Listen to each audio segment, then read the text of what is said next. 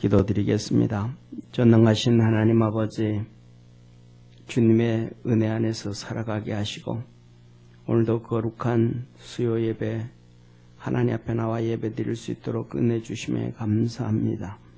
예배 드리는 이 시간, 하나님의 말씀을 듣는 이 시간, 우리의 마음이 하나님의 말씀 앞에 겸손해지게 하옵시고, 요한 사도행전 10장의 고넬료의 가족과 그의 모든 식구들이 종들이 베드로의 말씀을 들을 때에 성령이 충만하게 임하셨던 것처럼 오늘도 그 놀라운 은혜와 역사가 있게 하여 주옵시고, 하나님의 도우심과 구원의 은혜로 충만케 하옵소서. 주님 영광 받아 주시옵소서. 예수님의 이름으로 기도드립니다. 아멘. 우리 하나님 말씀 같이 보겠습니다. 하나님 말씀 베드로전서 2장 2절부터 10절까지입니다. 우리 한 절씩 교독하겠습니다. 갓난 아이들 같이 순전하고 신령한 젖을 사모하라. 이는 이로 말미암아 너희로 구원에 이르도록 자라게 하려 함이라. 너희가 주의 인자하심을 맛보았으면 그리하라. 사람에게 버림바가 되었으나 하나님께는 택하심을 입은 보배로운 산돌이신 예수에게 나와 너희도 산돌같이 신령한 집으로 세워지고 예수 그리스도로 말미암아 하나님이 기쁘게 받으실 신령한 제사를 드릴 거룩한 제사장이 될지니라. 영예에 기록하였으되 보라 내가 택한 보배롭고 요긴한 모퉁이 돌을 시온에 두노니 저를 믿는 자는 부끄러움을 당치 아니하리라 하였으니, 그러므로 믿는 너희에게는 보배이나 믿지 아니하는 자에게는 건축자들의 버린 그 돌이 모퉁이의 머릿돌이 되고 또한 부딪히는 돌과 거치는 반석이 되었다 하니라. 너희가 말씀을 순종치 아니함으로 넘어지나니 이는 저희를 이렇게 정하신 것이라. 오직 너희는 택하신 족속이요 왕 같은 제사장들이요 거룩한 나라요 그의 소유된 백성이니 이는 너희를 어두운 데서 불러내어 그의 기이한 빛에 들어가게 하신 자의 아름다운 덕을 선전하게 하려 하심이라. 우리 10절 합독합니다. 너희가 전에는 백성이 아니더니 이제는 하나님의 백성이요 전에는 긍휼을 얻지 못하였더니 이제는 긍휼을 얻은 자니라. 아멘. 아멘. 오늘 지난주에 이어서 하나님 말씀같이 은혜 받고 성령의 놀라운 역사가 있기를 주의 이름으로 축원합니다. 지난주에 갓난 아이들처럼 사모해라. 하나님의 말씀.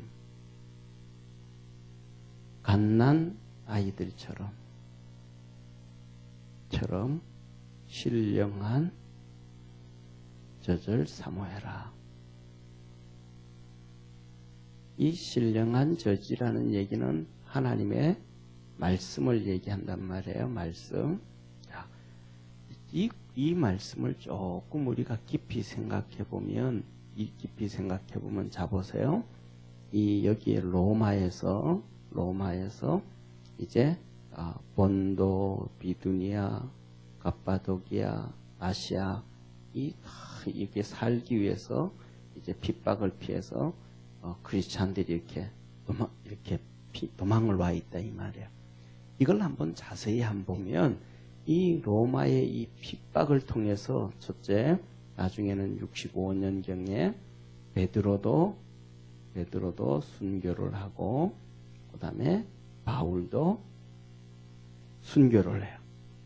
자, 그러면 여기서 볼 때 이 로마에서 이쪽 아시아로 다 온 이 성도들은 거의 다 전세, 쉽게 말하면 기독교 역사상 2000년 기독교 역사상 최고의 설교, 최고의 메시지를 들었던 사람들이에요. 이 땅에서 최고의 설교를 듣고 최고의 신학 공부를 하고 최고의 신앙 훈련을 받은 사람들은 사도들이겠죠. 사도들. 왜? 예수님으로부터 직접 배웠으니까. 그리고 이 사도들이 예를 들면 성경을 썼단 말이에요.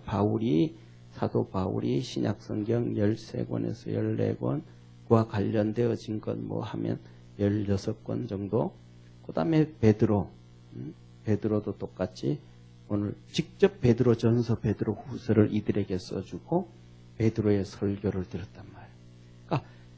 그러니까 이 성경을 읽어볼 때, 신약 성경을 기록한 성경들을 읽어볼 때 어떠한 오늘날 살아가는 누구가 이 기록을 한다 그래도 이것보다 더 훌륭하게 하나님의 말씀을 기록할 사람은 없고, 또 설교를 해도 이들보다가 더 훌륭하게 설교할 사람들이 없죠. 그런데 이제는 뭐가 문제냐 하면 이 사도들이 1세대 이 사도들이 이제 죽임을 당하고 순교를 다 하고 이제 2세대 목회자가 형성이 되는 거예요. 2세대 목회자들이 형성이 되었는데 그 대표적으로 이제 우리가 디모데, 디도, 그 다음에 복음 전도자, 그 다음에 이렇게 이 92년 경에 요한 계시록이 완성되어질 때까지 하나님께서는 또 선지자를 허락해 주셨단 말이에요. 선지자. 이들이 있는데 쉽게 말하면 이들의 능력과 이들의 수준은, 그리고 이들의 메시지는 어쩌면 이 사도들, 바울, 베드로, 이 사도들에 비하면 떨어지는 게 확실하단 말이에요. 수준이 떨어지는 게 확실하단 말이에요. 이 수준이 떨어지는데 중요한 것은 뭐냐면 여기에 우리가 이제 이들이 살아가는, 여기에서 살아가는 이 환란은 이들이 살아가는 여기에서의 환란은 사도들이 사도 시대보다가도 훨씬 더 큰 핍박과 환란이 온단 말이에요. 사도 시대들보다 훨씬 큰 핍박과 환란이 오는데 이 사도 시대보다가 더 큰 핍박과 환란을 어떻게 이길 것인가? 어떻게 이길 것인가? 어떻게 이길 수 있을까? 그것을 얘기해 주고 있는 거예요. 그래서 오늘 베드로가 하는 얘기가 너희들은 갓난 아이들 것처럼 하나님의 말씀을 어린아이처럼 그리고 이 신령한 젖을 사모하는 것. 응? 하나님의 말씀을 이들이 이제 여기 와서 하나님의 말씀을 들을 때 이 2세대 목회자들, 1세대 사도들, 2세대 목회자들의 설교를 들을 때 이들에게 양이 안 찰 수 있어요. 양이 안 차는 거예요. 설교를 듣다 보면 똑같은 메시지를 저걸 왜 저렇게 전했지? 베드로 사도는 이렇게 전했는데 저 메시지를 왜 저렇게 들었지? 바울 사도는 이렇게 전했는데 이 성도들이 비교 평가를 하는 거예요. 비교 평가하는 거예요. 그때 사도들은 이랬었는데 베드로 사도는 이랬었는데 바울 사도는 이랬었는데 초대교회 사도는 이랬었는데 지금 여기 이 목사들을 보니까 디모데, 디도, 이 뒤에 나오는 2세대 목사들을 보니까 어쩌면 메시지 전하는 설교의 양이 차지 않는 거예요. 만족스럽지가 못하는 거예요. 만족스럽지가 못하는 거예요. 이렇게 되어지면 심각한 문제가 발생돼요. 이게 무슨 말이냐면 이렇게 되어진다라는 얘기는 벌써 이 성도들에게 뭐가 찾아왔냐면 영적 교만이 찾아왔다는 거예요. 영적 교만이 찾아오고 나면 더 이상 하나님의 은혜를 받을 수가 없고 안 되는 거예요. 하나님의 말씀을 성도 본인들이 벌써 평가해버리는 거예요. 평가. 누구처럼 평가해버리냐면 이게 바리새인들, 서기관들. 서기관이 율법학자들이잖아요. 율법학자들. 이들하고 똑같은 거예요. 예수님의 말씀을 들으면서 여기 시작하면서 최고의 설교, 최고의 하나님 말씀을 들었던 사람들이 사도들. 왜? 예수님으로부터 직접 들었으니까. 배우고 들었으니까. 그런데 그 최고의 설교, 최고의 신학을 들으면서도 바리새인들이 그것을 평가하는 거예요. 평가. 뭐가 문제가 있는가? 뭐가 어떤가? 그럴 때 이 바리새인들과 서기관들에게는 하나님의 은혜가 하나도 들어오지 않았던 거예요.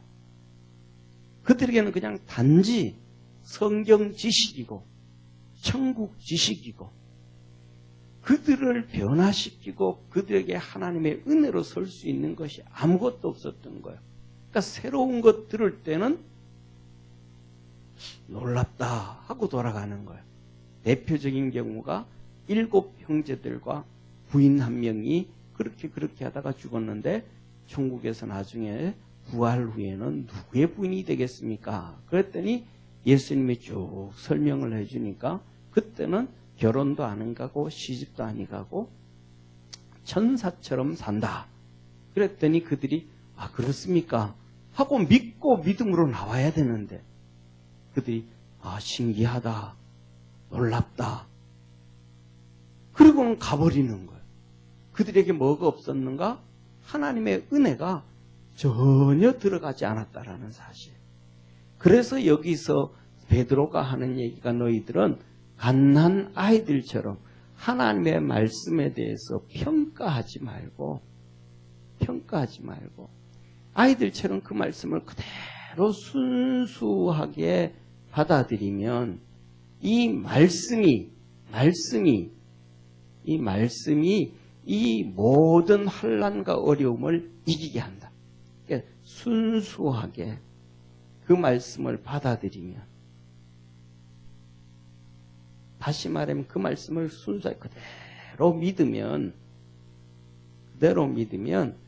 이 어려운 모든 환난과 핍박과 어려움을 이 말씀이 이기게 해준다.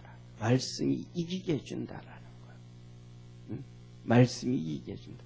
그러니까 우리가 오늘날도 보면 오늘날도 우리가 가면서 오늘 이 시대는 그냥 평가를 너무나 많이 할 수 있죠. 인터넷을 통해서도 그렇고 뭐를 통해서도 그렇고 A 목사님 설교 듣고 B 목사님 설교 듣고 C 목사님 설교 들으면서 이 목사님 참 잘한다. 저 목사님 참 잘한다. 오늘 우리가 그렇게 평가는 하고 있지만 어떤 것이라도 순수하게 받아들이면, 그러니까 다시 말하면 설교를 잘하는 목사님이든 좀 못한 목사님이든 좀 영 아닌 것 같은 그런 설교든 간에 그 말씀을 그대로 받아들이고 순종하면 그 말씀이 우리의 삶을 변화시키고 말씀이 우리 속에서 일하기 시작하고 말씀이 우리 속에서 역사하기 시작한다는 거예요. 그래서 사도 바울이 마지막으로 그는 유언 같은 메시지를 전합니다. 언제 유언 같은 메시지를 전하냐면 사도 바울이 3차 선교하고 예루살렘으로 가면서 죽을지 살지 모르는 큰 환난과 핍박이 기다려요. 그래서 사도 바울을 아는 모든 예수님의 제자들, 그 훈련된 제자들이 성령에 충만해서 전부 죽을지 살지 모른다. 큰 어려움이 있다. 그렇게 얘기를 해요. 그랬더니 성도들이 전부 다 사도 바울이 예루살렘 가지 말고 우리와 함께 삽시다 하고 붙잡아요. 그때 사도 바울이 그 사람들에게 뭐라고 얘기를 하냐면 나의 달려갈 길과 주 예수께 받은 사명 곧 하나님의 은혜의 복음을 증거하는 일을 마치려 하면은 나의 생명을 조금도 귀한 것으로 여기지 아니하노라. 그렇게 사도행전 20장 24절에 얘기를 하고 그 환난과 핍박 불구덩이 속으로 예루살렘으로 가요. 그래서 예루살렘에 가서 2년 동안 감옥에 있으면서 거의 뭐 죽을 고비를 많이 넘기죠. 자, 그럴 때 사도 바울이 그들에게 한 얘기가 바로 이 말씀이에요. 사도행전 20장 31절에 뭐라고 32절에 뭐라고 말씀하냐면, 지금 내가 너희를 주와 및 그 은혜의 말씀께 부탁하노니, 그렇게 가면서 사도 바울이 우리 첫째 우리 주님께, 남겨진 성도들을 우리 주님께, 두 번째 그 주님의 은혜의 말씀,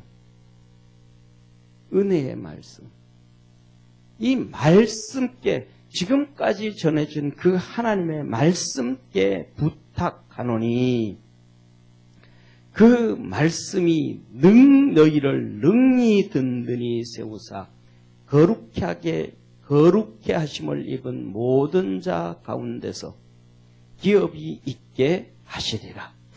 그래서 이렇게 부탁을 했더니 주님이 그들을 붙잡아 주는 게 아니고 그 은혜의 말씀이 능히 너희를 든든하게 해서, 그 은혜의 말씀이 든든하게 해서 하나님의 기업이 되게 한다.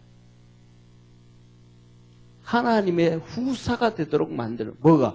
하나님의 말씀이.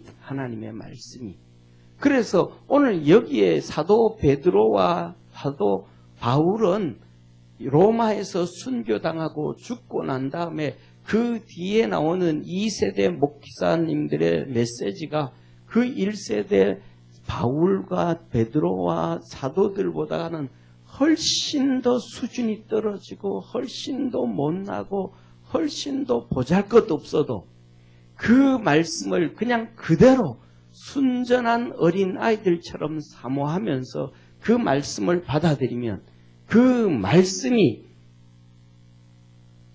든든하게 하고 능히 이기게 하고 환난을 이기게 하고 어려움을 이기게 하고 핍박을 이기게 하고 결국은 승리하게 한다.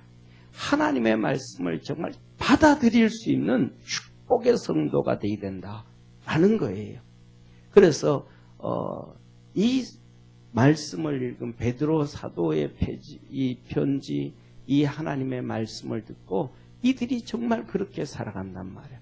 그래서 이들이 살아가는 이 지상이 이렇게 있으면 이런 지하로 120m까지 층층이 아파트처럼 땅을 파가지고 그 밑에 성도들이 살아가는데 5,000명에서 시작해서 5만 명까지 한 동네를 만들고 거기에서 또 4km, 8km 떨어진 또 그런 동네를 만들고 그 핍박 가운데서 그렇게 평생 어려움 가운데서도 그들이 승리를 했다.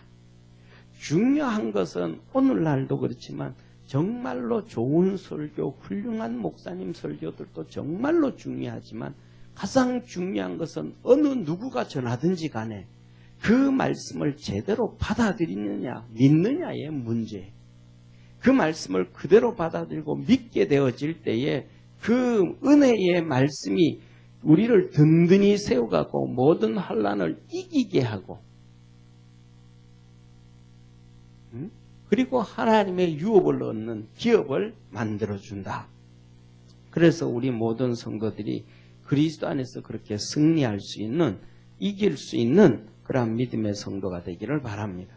그래서 주님께서 5절에 뭐라고 말씀하시냐면 5절에 이렇게 말씀을 하고 계십니다. 너희도 산돌같이 신령한 집으로 세워지고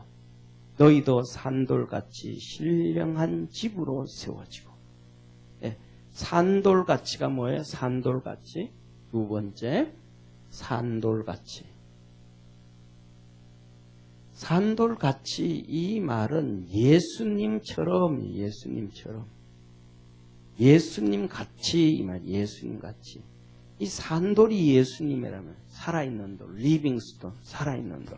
그래서 이 출애굽 때 이 광야에 와서 이 언덕 위에 밖에 이 반석이 돌멩이가 서 있었는데 여기에서 이 모세가 지팡이로 치니까 이 반석이 이렇게 뚝 갈라져서 여기서 물이 흘러 내려와서 이스라엘 백성들이 다 풍족해 먹고 살게 됐다. 이 반석 위에 세워져 있는 이 산 위에 세워져 있는 이 반석은 바로 예수 그리스도라. 신약성경 고린도전서 15장에 말씀해주고 있단 말이죠. 10장에 이 반석, 이 돌은 산 돌이에요. 죽은 돌이 아니라 살아있는 돌이에요. 물을 생명수를 냈다. 여기에서 나오는 물은 바로 생명수였다. 응? 그렇게 하나님은 우리에게 말씀해 주고 있는 거예요. 그래서 이 예수님처럼 너희도 뭐가 되어지고 신령한 집으로 산돌같이 너희도 신령한 집이 되라. 신령한 집. 신령한 집이 뭐예요? 교회란 말이에요. 교회. 예수 그리스도께서 십자가에 죽으시고 그리고 부활하시고 승천하심으로 주 하나님 예수 그리스도께서 친히 세우신 교회. 이게 신령한 집에 하나님이 거하시는 곳. 그래서 너희도 그리스도 안에서 이 십자가를 지고 그렇게 믿음으로 살아가서 교회의 역할을 감당해라. 교회의 역할을 감당해라. 그래서 신령한 집으로 세워지고 예수 그리스도로 말미암아 하나님이 기쁘시게 받으실 신령한 제사를 드릴 거룩한 제사장이 될지어다. 하나님 앞에서 너희가 그렇게 하나님의 집에서 거룩한 제사장, 거룩한 제사장이 되라는, 우리가 앉아서 목사는 앞에서 예배를 인도하고 또 우리 성도들은 앉아서 예배를 드리고 또 이 시간에는 또 영상을 통해서 하나님께 예배를 드리지만 그 수동적인 예배가 아니고 적극적인 자세로 같이 스스로 제사장이 되어져 가는 것처럼 하나님 앞에 능동적으로 예배를 드리라. 그래서 하나님 앞에서 말씀을 들을 때 같이 동참하고 아멘하고 믿음으로 날아가고 정말로 우리 주님과 우리가 하나가 되어지는 것처럼 오른발이 나가고 왼발이 나가고 오른발이 나가고 왼발이 나가고 오른발이 나가고 오른팔이 앞으로 가고 왼발이 앞으로 가고 왼팔이 그 다음에 앞으로 가고 이렇게 하나가 되듯이 그렇게 살아가라. 그 우리나라 성도들 예배를 보면 그런단 말이죠. 요새는 뭐 인사도 별로 안 하니까 그냥 가면 다 아니까 인사 안 하지만 옛날에는 교회 이렇게 주일날 오다 보면 어디 가냐? 그러면 예배 보러 간다. 응? 예배 보러 간다. 이거는 너무 수동적이잖아요. 그죠? 수동적. 예배 보러 간다.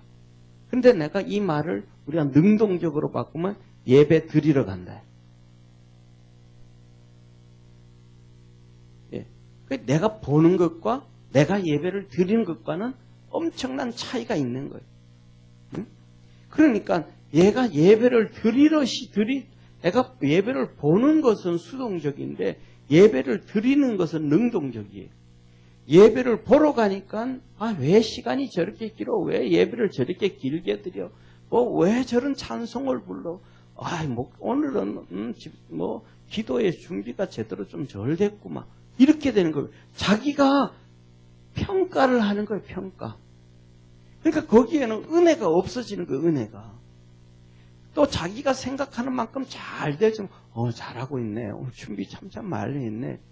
이게 하나의 뭐가 되냐면 지식이 되어버리는 거예요. 그것이 예배를 통해서 우리의 영적 양식이 되어지고 생명이 되어지고 능력이 되어져서 삶에서 역사가 이루어지게 만들어져야 되는데 수동적이 되어져 버리면 이거는 하나님 앞에서 열매가 없어지는, 또 아무리 그런 식으로 오랫동안 신앙생활해도 성경적인 지식은 많아가고 신앙적인 지식은 많아가지만 영적인 힘은 갖지 못하는 거예요. 똑같이 바리새인들과 여기에서 서기관들, 율법학자들과 똑같은 길을 걸어가는 거예요. 그런데 이들이 그게 아니고 이들은 똑같이 누가 그렇게 갔냐면 제자들도 똑같이 그렇게 갔단 말이에요. 제자들도 3년 동안 똑같이 그렇게 갔어요. 그러니까 3년 동안 쫓아다니는데도 아무도 깨닫는 자가 없어요. 아는 자가 없어요. 지식은 너무 많아. 근데 깨닫지를 못해요. 깨닫지를 못하니까 준비를 못하는 거예요. 준비를. 예수님이 십자가에 못 박혀 죽으러 가시는데도 준비된 사람이 아무도 없는 거예요. 예수님이 십자가에 죽는데 그 장사를 위해서 무덤도 하나 준비 안 해놓고 향유도 하나 준비 안 해놓고 유황도 하나 준비 안 해놓고 아무도 준비한 게 없어요. 마리아가 향유를 부었더니 예수님께서 유다가 말하기를 왜 이걸 비싼 걸 이렇게 붓냐고 팔아가지고 가난한 자들에게 차라리 주지. 그랬더니 예수님께서 가만히 두어라. 가난한 자들은 너희들에게 많거니와 이는 나의 장례를 위하여 준비했느니라. 그 말씀을 친히 하시는데도 알아듣는 자가 없는 거예요. 왜? 말씀 안에서 겸손하지 않고 교만하니까 자기들이 평가해버리니까.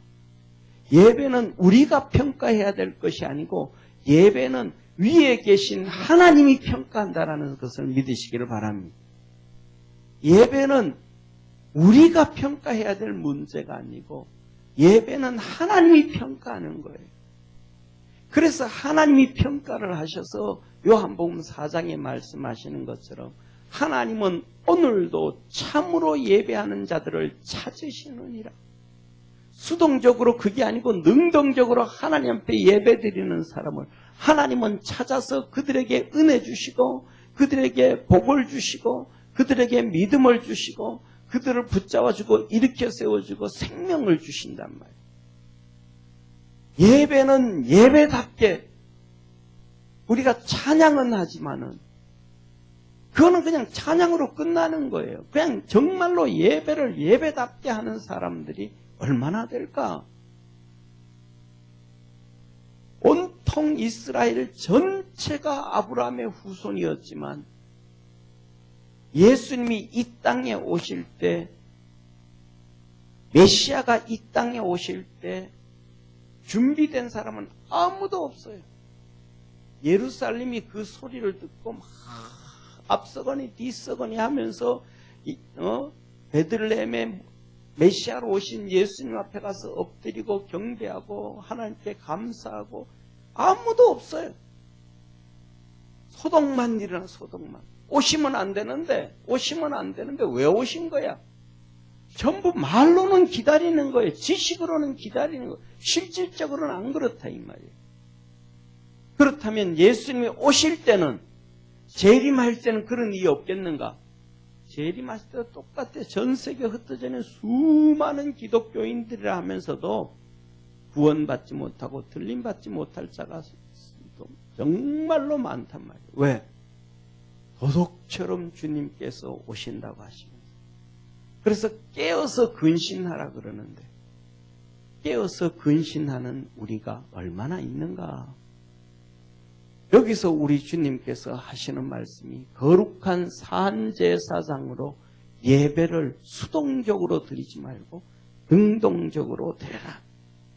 친히 예수님이 십자가를 지시고 교회를 세우신 것처럼 너희도 그렇게 십자가를 지고 예배를 드리고 십자가를 지고 교회를 세우고 그렇게 거룩한 제사장이 되는 것처럼 그냥 수동적인 하나님께 예배를 드리러 제사를 드리러 양 한 마리 끌고 왔던 이스라엘 백성들처럼 그렇게 수동적으로 하지 말고 능동적으로 제사장이 이끌어가는 것처럼 그렇게 하나님 앞에서 거룩한 제사장이 되라 라고 하나님이 말씀하시는 거예요. 이렇게 하는 거 하나님이 여기서 그러잖아요. 하나님이 뭐 하시게? 기쁘시게 받을. 하나님이 기쁘시게 받을.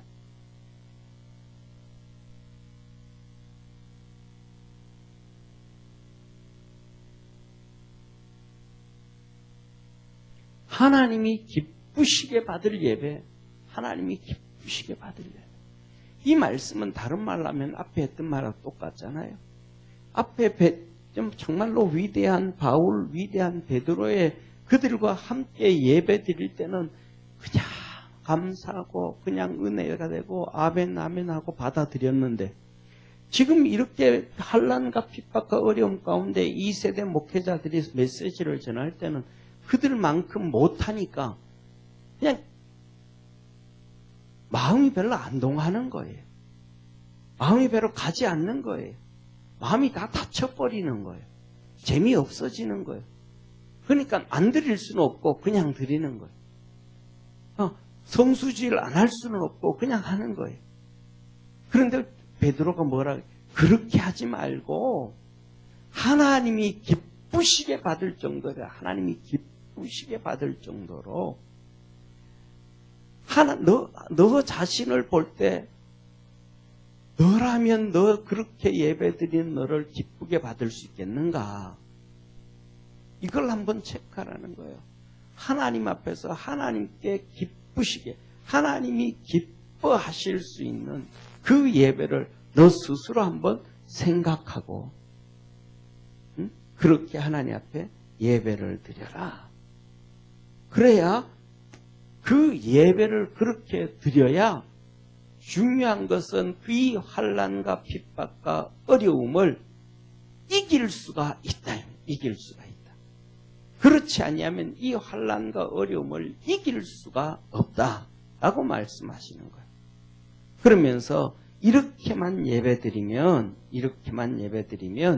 6절에 이렇게 말씀해요. 6절에 경례 기록하였으되 보라 내가 택한 보배롭고 요긴한 모퉁이 돌을 시온에 두노니 저를 믿는 자는 부끄러움을 당치 아니하리라 하였으니, 7절에 그러므로 믿는 너희에게 보배이나 믿지 아니한 자에게는 건축자들의 버린 그 돌이 모퉁이의 머릿돌이 되고, 이렇게 말씀합니다.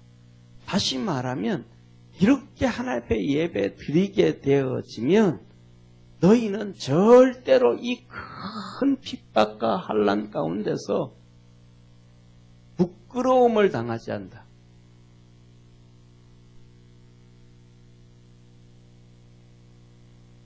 절대로 부끄러움을 첫째로는 절대로 부끄러움을 당치 않는다. 절대로 부끄러움을 당치 않는다.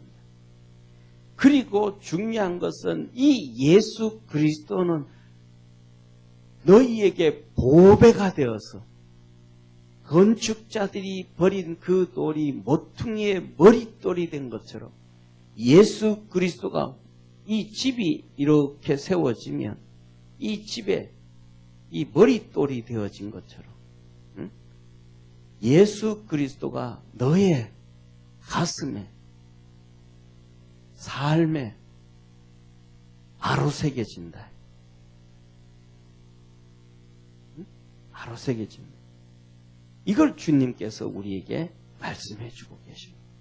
정말로 예배를 잘 드리면, 제대로 된 예배를 드리면 교만하지 말고, 습관적이지도 말고, 지식적이지도 말고, 평가하지도 말고, 어린아이처럼 겸손한 모습으로 그 말씀을 받아들이고 믿음으로 달려가면 하나님께서 우리에게 하시는 말씀이 너 그 어려움을 당하고 핍박을 당하고 박해를 당해도 절대로 부끄러움을 당치 않는다. 그리고 예수 그리스도는 너에게 보배가 되었다. 보배가. 이 말씀을 해주시는 거예요. 그래서 우리는 오늘 여기까지 우리 말씀 통해서 보고 다음 주에 이어서 보는데 정말로 하나님의 말씀에 붙잡혀 있고 하나님 앞에서 예배드리고 하나님 앞에서 힘을 얻고 하나님 앞에서 은혜를 입고 하나님의 도움을 받고 살아갈 수 있는 우리 축복의 성도가 되기를 주의 이름으로 축원합니다. 기도드리겠습니다. 전능하신 하나님 아버지,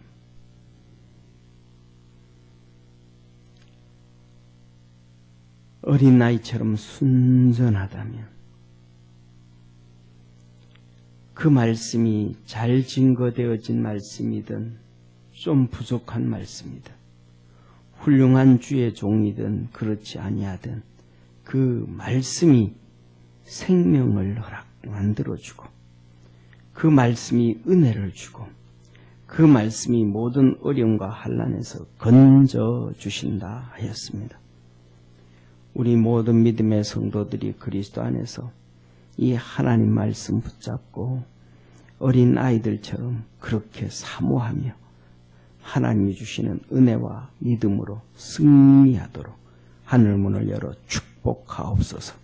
주의 은혜와 복이 있게 하시옵소서. 구원하신 예수님의 이름으로 기도드립니다. 아멘.